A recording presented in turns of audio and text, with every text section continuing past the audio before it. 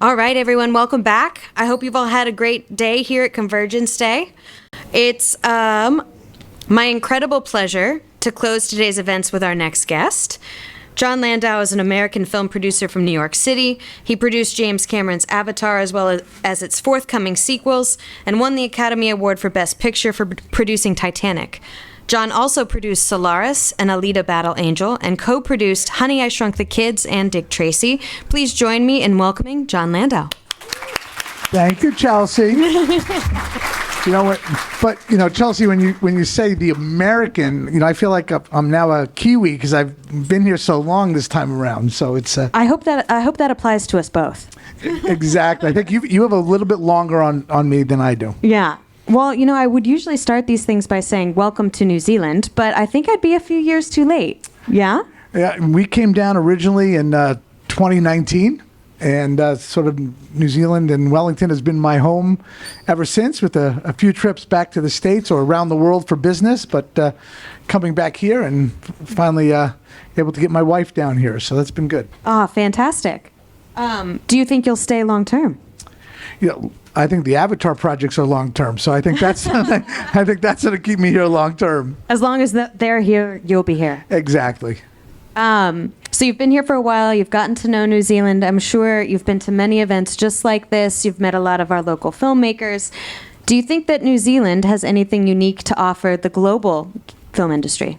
Oh, absolutely. I think New Zealand has a lot to offer the international, not just film community, but this is about convergence, and I think it has a lot to offer in a lot of different disciplines and a lot of different businesses. And I think what I have known, it comes down to people, and my experience with people here is a willingness to embrace technology, a willingness not to rest on the laurels of one's past, but to really take the jump of exploration into something new. We've found that true, not just at Weta FX, who certainly is at the forefront of things like that, but on our day in and day out crew, on our productions.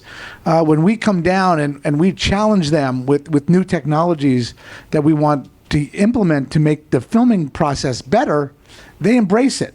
They don't know it, they don't question it, but they try and learn it. People at Weta Workshop, the evolution that I've seen there, where they haven't lost sight of the tactile, old-fashioned methods, but how do they combine that with new cutting-edge technologies to allow us to do things that weren't possible in the past? I mean, I would definitely agree as a game developer that I love that part of New Zealand culture as well. As I mentioned before, you've been a producer for many years, and you've also, throughout that time, been able to see the profession evolve. A few things have sped up that evolution, quite like COVID. How has the production process, which has historically been quite linear, evolved in response to COVID? And what do you think any of those changes will stay? Well, first off, our process on our films is never linear. So we approach it very differently. I think, what COVID and the big change in COVID has been, what can you do remotely? How can you work and just access without, a divide between people? And I think there's a blessing and a curse to that. I think that, sometimes it's very easy to say everybody can work remotely, and everybody does, but you lose that sense of collaboration and camaraderie. And one of the things that I love about the film industry is that I believe there is no more collaborative art form than filmmaking. And next is probably games development. But from a film standpoint, that idea of you're working on something and everybody really contributes to it. So when the pandemic started, we sort of had a crystal ball and we saw what might be coming. And we did not lose a day of being able to get people to work remotely. Now, we had to do it in a way where we were still protecting our content. So we needed to set people up with remote access from home, but where they were actually operating their machines at our facility at Manhattan Beach Studios, so that they weren't residing any content on their home machines, and we were protecting ourselves that way. So I think, that has changed. But we people, when I was back in LA recently, I had a little get together of our crew to sort of celebrate our completing what we call virtual production and virtual cameras. And we got together outside, and it was the first time some people had met each other, because we had hired them during the course of the pandemic, and they work in different disciplines, so they never had that opportunity to be together. And it was something that they all really embraced, and we're starting to migrate, small groups. We won't work together with, 200 people crammed into our offices. We'll have 150 people there, and people have more space, but, and we'll take advantage of what we've learned. And for me, being here in New Zealand, technologies like Zoom and Blue Jeans and Teams and Slack, I never knew what any of those things were before the pandemic, and now they're a part of my everyday life. Do you think people will hold on to them, or do you think that people are eager to get back into the office for that face-to-face? I think it's both. I think it's a combination of both. I think, again, it depends what discipline and what you need to do. One of the things that I felt, with the advent of cellular phones going back when, people would say, John, don't you feel handcuffed by your phone? And I would say, no, I feel liberated, because I could be at my son's ice hockey game, and if someone needed to reach me, they could reach me.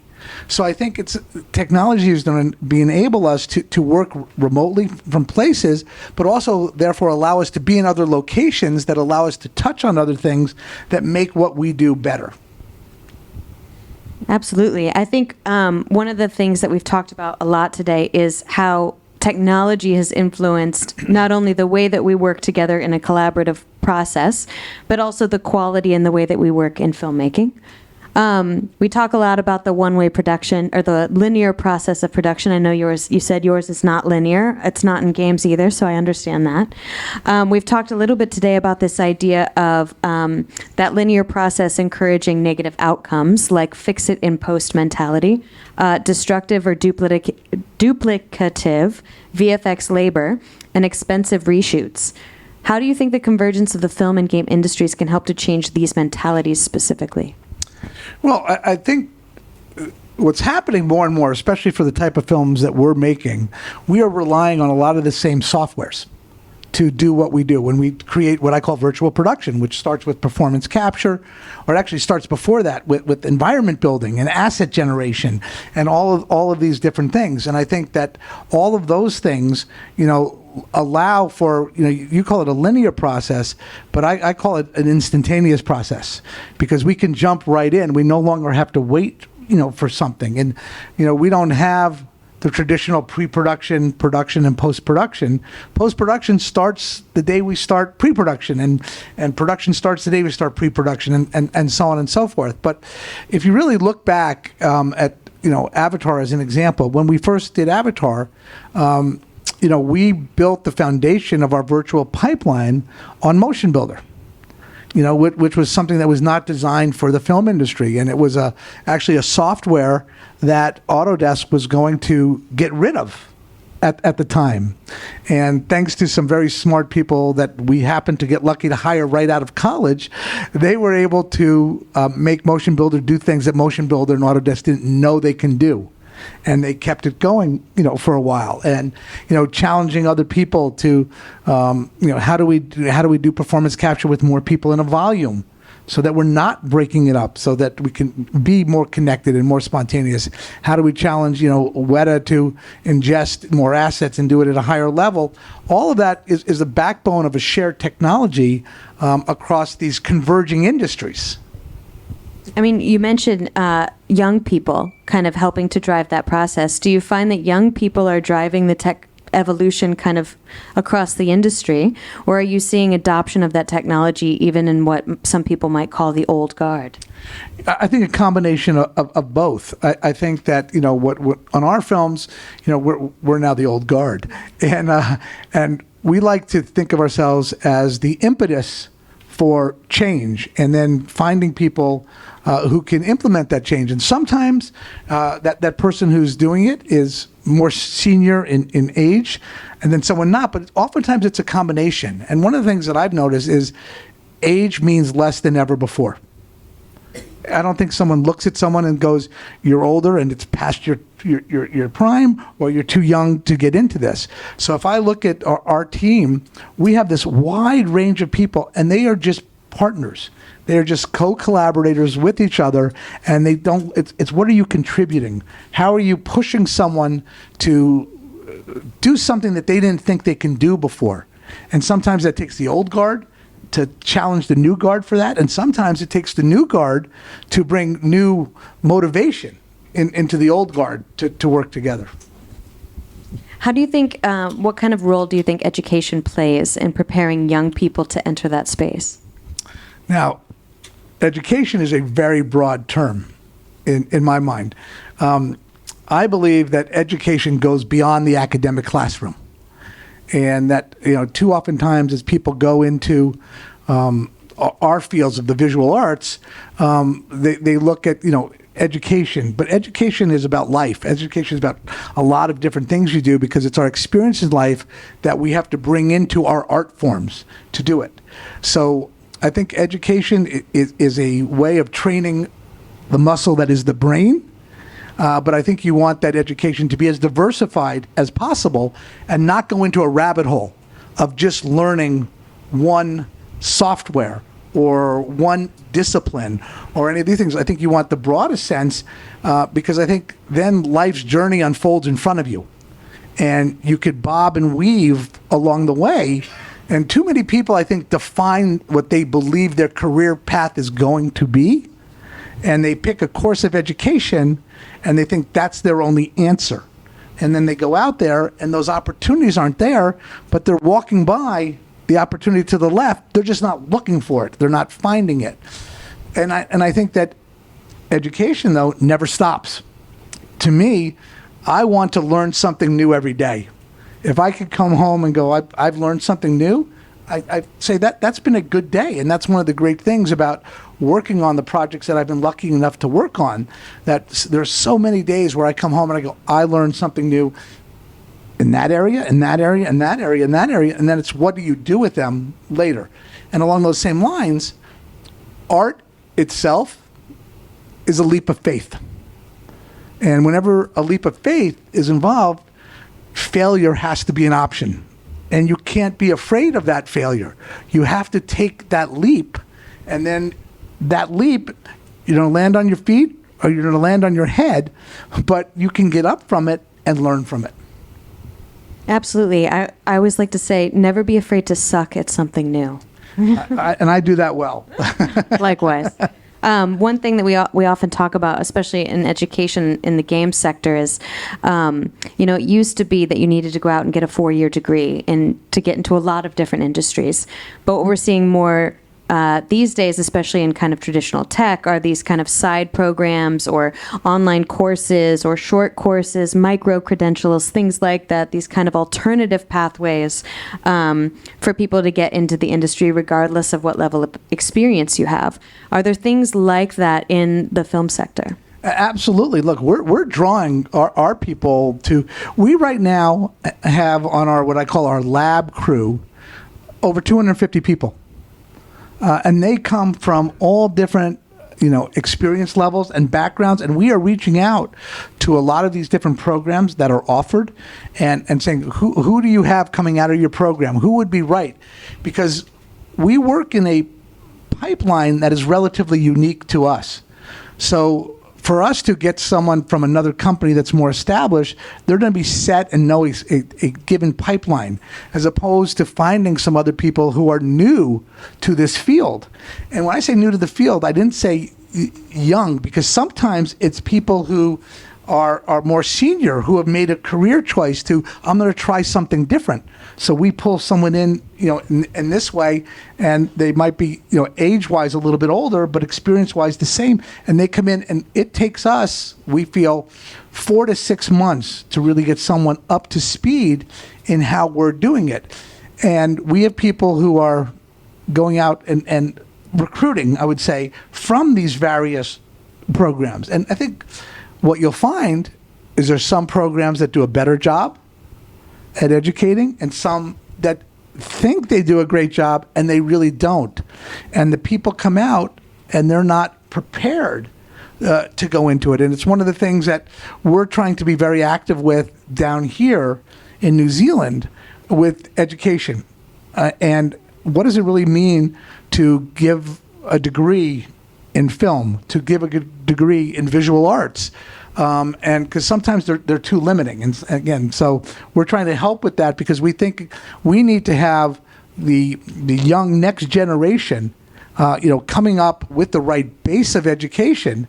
And that's not necessarily a 4-year education, but the right education to go in and take the industry, the converging industries as a whole, into the next generation.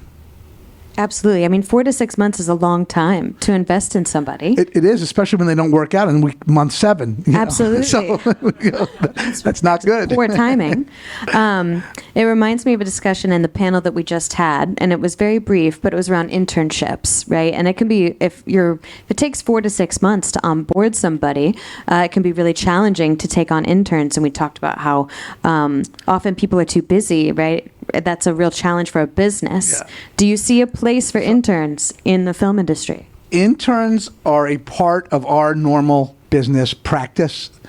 I am proud to say that when we came down here, I want to say we had interns, probably close to 20 interns on Avatar across a multitude of different departments. But the most rewarding thing of those is to see how some of them have moved up. That we have an intern who was in the post-production area who's now an assistant editor with us. That we have someone who came in as an intern in the camera department and is now part of our production technology team. To see how these people have evolved. Another woman who was the fastest person I've ever seen at a Rubik's Cube.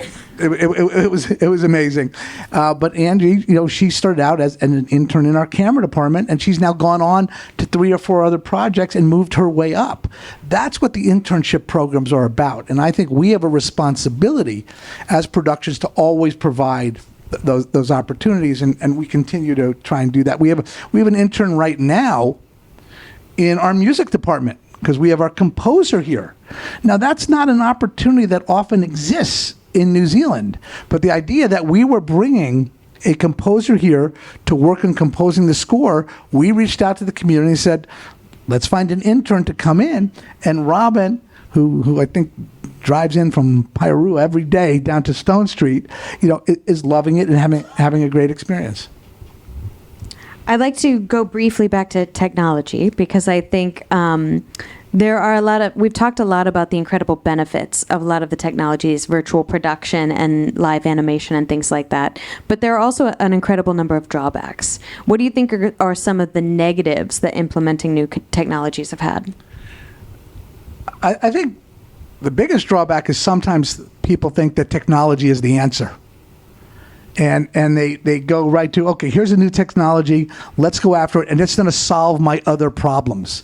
It's going to solve fundamentally a problem that I have on a movie, on a game, right now when we talk about games, just to talk about the convergence for a second, I have several standing meetings a week with 2 video games that we're developing based on the Avatar IP. So getting a sense of that world. And in the first Avatar, we did do a video game. And we made a mistake, I believe, on that video game of letting technology lead the way instead of game development. So I think too often times that people say, here's a technology. It's going to solve a problem. It's not. It's not. What you want to do is say, here's my problem. Now you create the technology to solve your dilemma, solve the challenge that you put in front of people. So I think too often times, technology is the cart leading the horse. And I think that's really poignant because one of the points that got brought up this morning was that we're talking a lot about these really big volumes, right? These massive LED walls, which are incredibly expensive, right? Not just the volumes themselves, but all of the tools that connect all of the pieces, the tracking, all of it can be quite expensive. How do we make those technologies? How do we share those with our communities that might be working on smaller budget films? Well, first of all, I think when you create a technology, when you're pushing something, our philosophy is we don't want ownership of it. We want a democratization of the technology, because the more people who use the technology, the more the costs are going to come down, the more people are going to be educated in how to use it. And then, what we look at from our standpoint is our creative IP. That's what we want to protect. But the technology is something that we want to continue to make accessible. And when something is too expensive, people aren't going to do it. When something is too daunting to understand, people aren't going to do it. But, a technology for the film industry that came about in recent years is digital cameras. There were people who did not want to embrace that as a technology. And sometimes the first people who used it didn't know how to utilize it to make it look filmic. But then people started to learn how to use the technology. So I think it's, again, not rushing to use the technology, but learning how to use it, and then trying to be, in front of the wave. And again, you're riding the wave instead of, too far in front of it, you'll never catch it. If you're too on top of it, you might fall down the backside of it. So you want to catch that sweet spot in the wave. So do you think there's anything that we should, do you think we should be doing anything to make it more accessible? Or do you think it's just, if we like digital cameras, if we wait long enough, it'll come down? I don't like the term wait. So to me, I think it's identifying the things that are worth pursuing. I think that, you can't go after everything, because when everything's a priority, nothing's a priority. So I think you have to pick the things that are going to have the biggest impact on what you want to do. And if it's serving your needs, other people will fall in line with that. You'll show them the possibilities. I think you can't go out and go, I'm going to create something for everybody, because again, you're creating something for nobody then. And I think that the pushing of a technology and pushing of anything is a very personal endeavor. And I think the more you can personalize it, and the more it becomes a passion project of, you really see the belief, and you can see the belief in it for other people, that you can push it and get behind it. I mean, we definitely see that in games all the time. I'd like to talk about young filmmakers again for a second, because I think we talked a little bit about interns, but I also think we should talk about young people telling their own stories. Are there ways that you think that young people can tell their stories today that they haven't been able to do in the past? 1,000%. When I was, in college, I'll just say that, I needed to go rent a camera. I needed to go buy film stock. I needed to take it to the laboratory, have it developed, had to figure out how to sync the sound. So now technology has put the ability to create visual content in everybody's hands. And that's very exciting.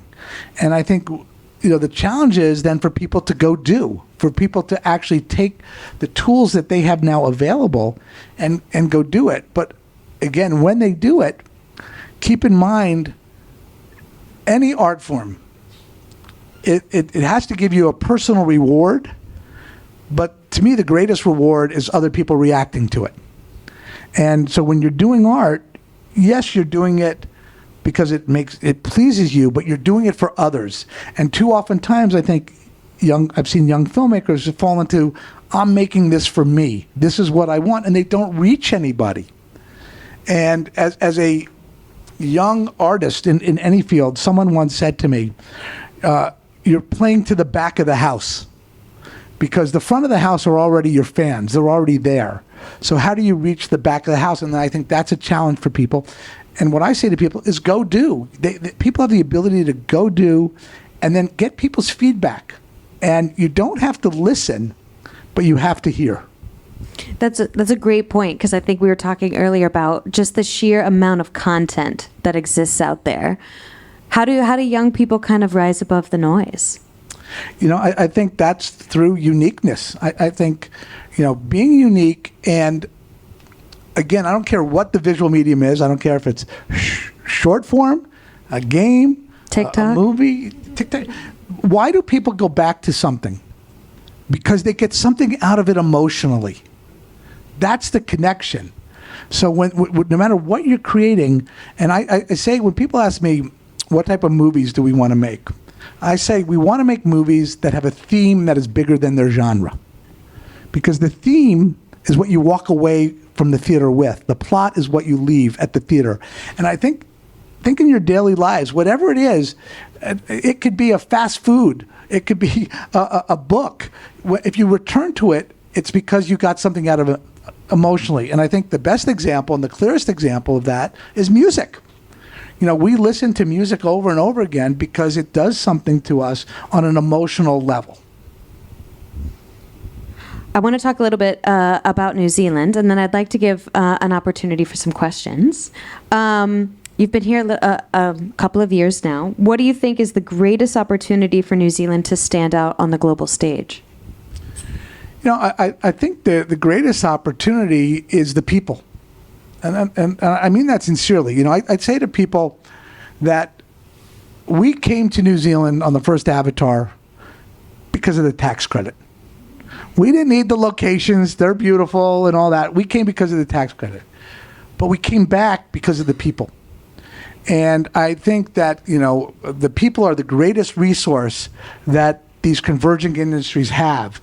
And therefore, I think it's a responsibility to find the opportunities while that exists. So you're not going, okay, we've created this next generation, but there are no opportunities for them. And then they're forced to either leave or go into another field. So it's about creating the opportunities for the people who are eager and smart and passionate. Passion is a big term I've used when I talk about the people we've worked with here. Whose responsibility do you think it is to create those opportunities? I never think it's any one person's responsibility.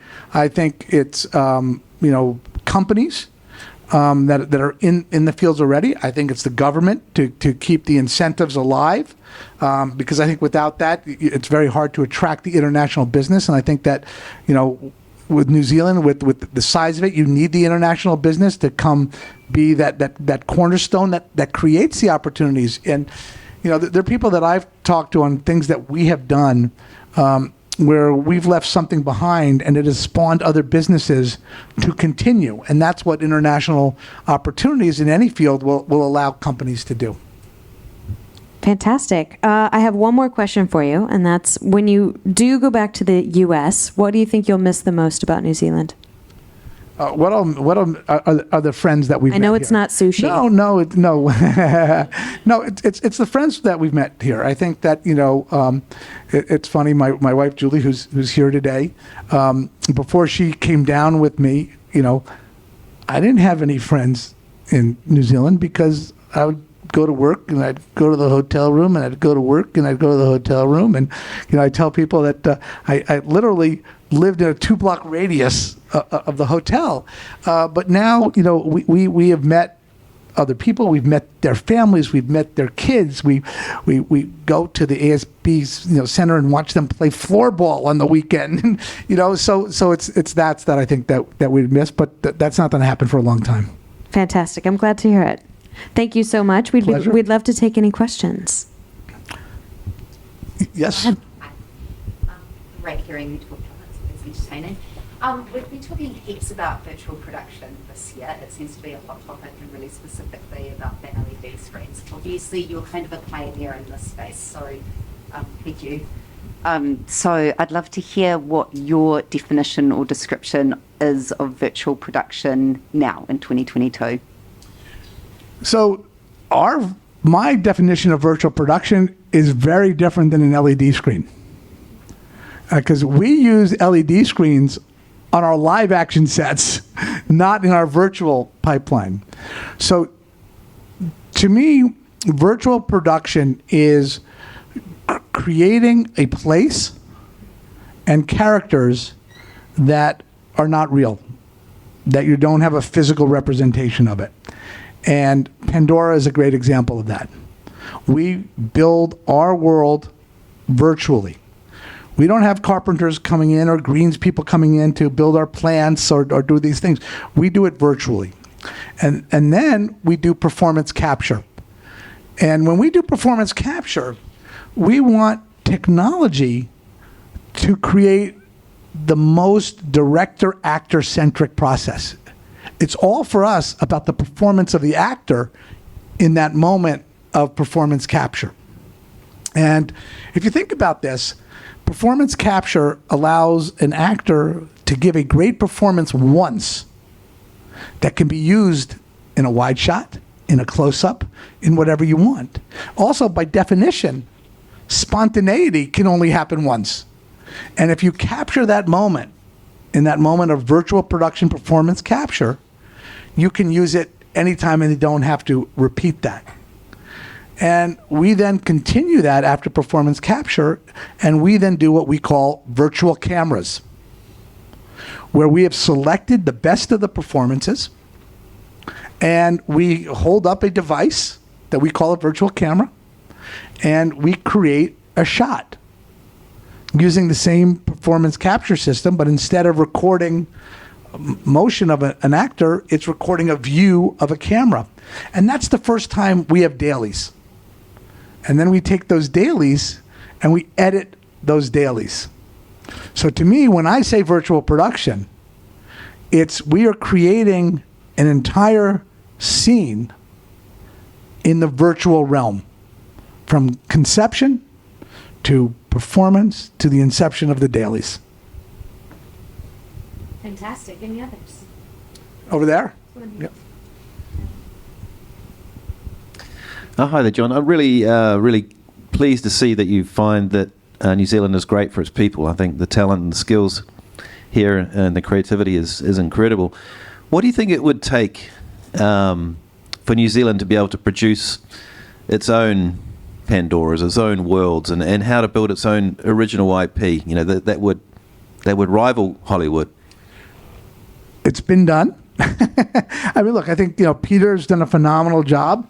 It wasn't his own IP, but on the, the Lord of the Rings films. I think, people like, you have filmmakers here who are doing that, who are on the world stage now.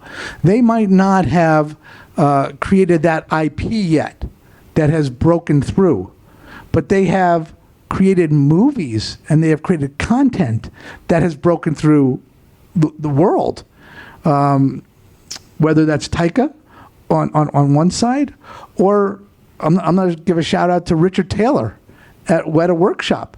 Weta Workshop is an internationally renowned company that is known for its creativity, and that didn't exist 15 years ago.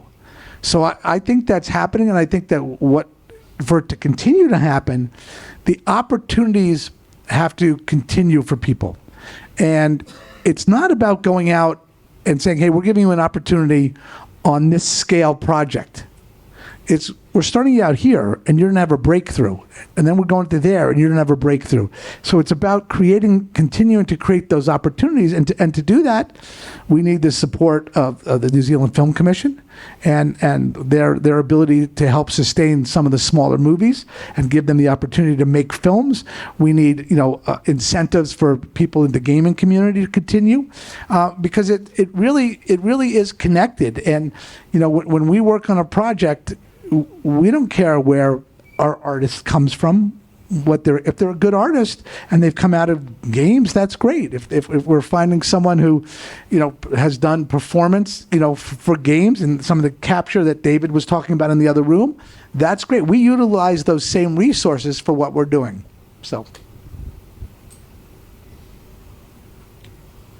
Any other questions? I always say it's never good when there are not a lot of questions. So. All right. Well, thank you so much, John. We really appreciate Very you well. being And here for with everybody's us. here, I wish you the best of luck on your endeavors, and look forward to seeing what you do. Can't wait. Take care.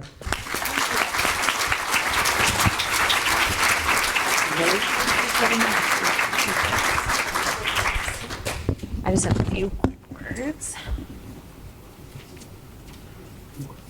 All right. Thank you so much, John. We really appreciate your time. I just have a very few quick words, and then we'll take off for the day.